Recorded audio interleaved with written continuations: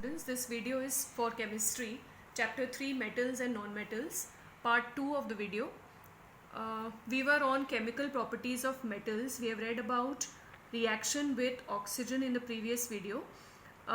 Reaction with oxygen or reaction with water or with acid, all these reactions, they depend upon the reactivity of the metals.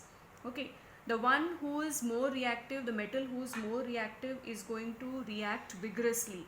Like we studied that potassium and sodium, they react vigorously with oxygen, and then the reactivity decreases. The speed of the reaction decreases. In the same way, reaction with water, in reaction with water, usually oxides and hydroxides are formed and hydrogen gas is released. For example, we begin with potassium. Potassium comes first. Potassium is highly reactive metal. Potassium and sodium, both of them are highly reactive metals. So they react even with the cold water. They react with the cold water, and when they react with cold water, potassium hydroxide is formed here, plus hydrogen gas is evolved, and this is lot of heat is evolved, so it is highly exothermic reaction.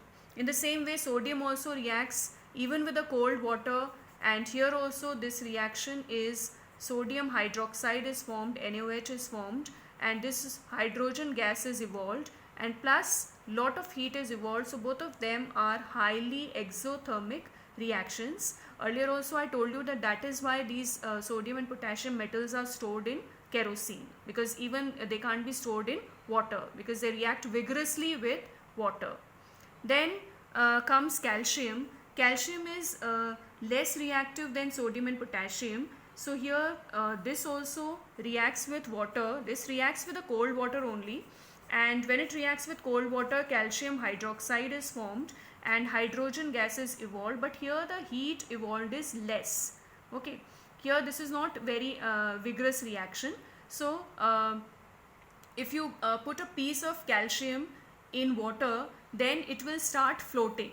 Why it will start floating? Because of the hydrogen gas evolved. This hydrogen gas evolved sticks to the surface of the calcium metal, and that is why it starts floating, right? Then comes your magnesium. Now magnesium doesn't react with cold water, so if we want to do the reaction, then we have to heat the water, and it reacts with hot water.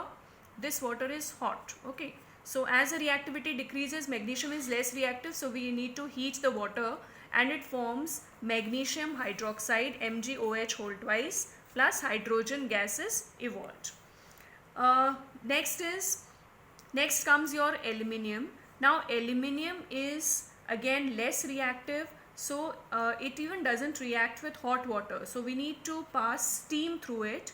So when we react it with steam, now this is your steam, so when we pass this steam through the aluminium, then aluminium oxide is formed, Al2O3, plus hydrogen gas is evolved.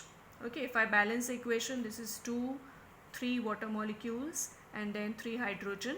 So here hydrogen gas is evolved, and this reacts with steam. Then if I say for iron, iron is also a less reactive metal, but if you react red hot iron, okay, iron at a very high temperature is reacted with steam again, so it forms iron oxide, that is Fe3O4, magnetic oxide of iron is formed, plus hydrogen gas is evolved. Okay, so naturally the reaction depends, the reactivity depends upon the metals, means if the metal is more reactive, naturally the reaction will be vigorous, otherwise the speed of the reaction will be less, so you need to react it with hot water, and if it doesn't react with hot water, you need to pass steam through it and the reaction can be done. Now the metals like lead, silver, okay, even copper, gold, all of them, they don't react with water. Okay, they don't react with water. They are less reactive metals, they don't react with water. Now we come to the reaction with acids. See, the reaction with acids you have studied earlier also in the chapter of acid bases, but still a slight of recap I am doing here. This is also a displacement reaction. Let us see how it is a displacement reaction. Metals, when they react with dilute acids, okay, when they react with dilute acids, they form salt and hydrogen gases evolved. For example, if I write suppose a reaction with zinc with dilute HCl, if I write the reaction like this, now zinc comes above hydrogen in the reactivity series and it will displace this hydrogen from its place and it will form salt. Zinc ZnCl2, zinc chloride is formed, plus hydrogen gases evolved. So here this is also a displacement reaction where more reactive metal displaces hydrogen from dilute acids, right? Now there are certain metals, you must be knowing about many of the reactions because you have already studied. Copper, silver, gold, again these are least reactive metals, so they don't react even with the acids. They don't react with acid. There is no reaction of, suppose you get an exam that Ag plus dilute HCl, so don't form the salt. Okay, so here the reaction doesn't take place because here displacement cannot occur. They lie below hydrogen in the reactivity series. Now so more reactive metal displaces hydrogen from the acids. Now there is an exception. Exception means with dilute HNO3. If the reaction occurs with dilute nitric acid, metals don't release hydrogen with the dilute nitric acid. Why they don't do so? Because nitric acid is a very good oxidizing agent. Nitric acid is a very good oxidizing agent, and that is why it itself gets reduced and it forms it forms any of the oxide of nitrogen, maybe nitrous oxide, maybe nitrogen dioxide, or maybe nitric oxide. These oxides are formed, okay, and plus this is a good oxidizing agent, so hydrogen gets oxidized to water. The hydrogen evolved gets oxidized to water because nitric acid is a very good oxidizing agent. Okay, only there are two metals and those metals are magnesium and manganese. These are the two metals which release hydrogen with dilute HNO3. Okay, if I write the reaction here, magnesium, when it reacts with dilute HNO3, the reaction is like this. This forms MgNO3 whole twice. Magnesium nitrate plus hydrogen gases evolved. Same reaction occurs with manganese. Manganese, when reacts with dilute HNO3, it forms salt, that is MnNO3 whole twice plus hydrogen gases evolved. Okay, so here in these two metals are the exceptions here. They react with dilute HNO3 and release hydrogen gas. They form the salt plus hydrogen gas, but in rest of them they don't form. Hydrogen gas is not released because nitric acid is a good oxidizing agent, so it itself gets reduced to the oxides of nitrogen. Okay, it itself gets reduced to the oxides of nitrogen, any of the oxides of nitrogen, and hydrogen gets oxidized to water, right? Now reactivity series, we have already learned reactivity series, and you need to learn this reactivity series. There is one sentence for this reactivity series which will help you to learn the names. This is not by the symbols, but this is by the names. Like this is potassium, sodium, calcium, magnesium, aluminium, zinc, iron, lead, hydrogen, copper, mercury, silver and gold. Okay, so you can learn this by the alphabets.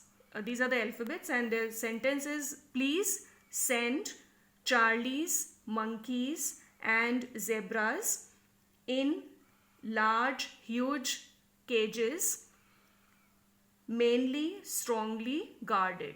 Okay, so this is a sentence which you can learn. Okay, and through this you will learn the reactivity series very easily. Now, reaction of metals with solutions of other metal salts. We have, when you have learned this series, it is very simple for you to write the reactions, because suppose the reaction is copper sulfate plus zinc. Now suppose a reaction is copper sulfate plus zinc. Now zinc is more reactive than copper. We have learned here that zinc is more reactive. Okay, zinc is more reactive than copper, so it will displace copper from its salt solution. Now this is very important that this is aqueous solution. Copper sulfate aqueous solution is blue in color. Now zinc is more reactive. The one who is more strong will kick the other one which is weak. So zinc will displace this copper from its solution and form zinc sulfate. ZnSO4 aqueous solution is formed, plus copper is released. Okay, zinc sulfate is colorless. Zinc sulfate is colorless solution, and plus copper metal, all of you know that it is reddish brown in color. This is reddish brown in color and copper sulfate is blue in color, so there will be a change in the color. The more reactive metal is going to displace a less reactive metal from its place. You have already read about all these reactions. One more reaction will help you out. Copper is more reactive than silver nitrate. Now silver nitrate, again aqueous solution of silver nitrate is colorless. This is colorless. Okay, so here copper is more reactive than silver. We have read here copper is more reactive than silver, right? Copper comes above, so naturally copper is more reactive than silver, so it will displace this silver from here and it will form copper nitrate, CuNO3 whole twice. Copper nitrate plus silver is formed. This copper nitrate is blue in color, so you will observe the change in the color. It will turn from colorless to blue. It means copper is more reactive, so it will displace the other metal from its salt solution. I hope all the chemical properties are clear to you. Thank you.